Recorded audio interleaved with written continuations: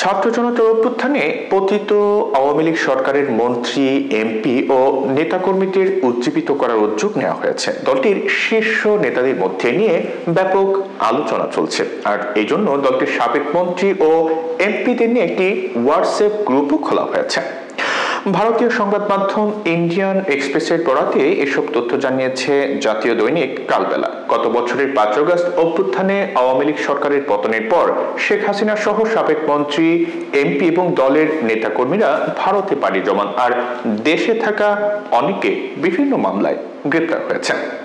অনেকে আত্মগোপনে থেকে এখন দিন কাটাচ্ছেন। আওয়ামী লীগ সরকার পতনের প্রায় 6 মাস পর দলটির সাবেক মন্ত্রীদের কয়েকজনের সঙ্গে কথা বলে একটি প্রতিবেদন প্রকাশ করেছে ভারতীয় সংবাদ মাধ্যম ইন্ডিয়ান এক্সপ্রেস, আর শুক্রবার সংবাদ মাধ্যমটি ওই প্রতিবেদনটি প্রকাশ করেছে।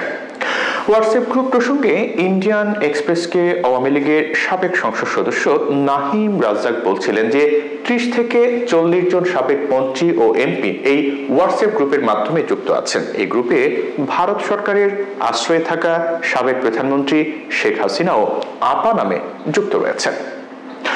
আত্মগোপনে থাকা এসব মন্ত্রী, এমপি বাংলাদেশে ফিরে নির্বাচনে অংশ নিতে চান জানিয়ে নাহিম রাজ্জাক বলেন যে যদি দেশে ফিরে নির্বাচনের দাবি জানায় তাহলে আমাদের সবাইকে গ্রেপ্তার করে কারাগারে পাঠানো হবে।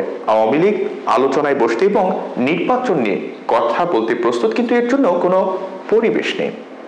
এখনই আমাদের পক্ষে মাঠে থাকা বা রাজনীতিতে অংশগ্রহণ করা সম্ভব নয়, এমনটা জানিয়ে প্রয়াত আব্দুর রাজ্জাকের সন্তান নাহিম রাজ্জাক বলছিলেন যে আওয়ামী লীগ নেতাদের প্রায় সবার জামিনের আবেদন প্রত্যাখ্যান করা হচ্ছে। তার মতে আওয়ামী লীগের নেতারা ভয়াবহ এক পরিস্থিতিতে অসহায় অবস্থায় আত্মগোপনে রয়েছে। তিনি বলেন, এখন পর্যন্ত আমাদের কোনো বিচারিক অধিকার নেই, কেউ জামিন পাচ্ছেন না।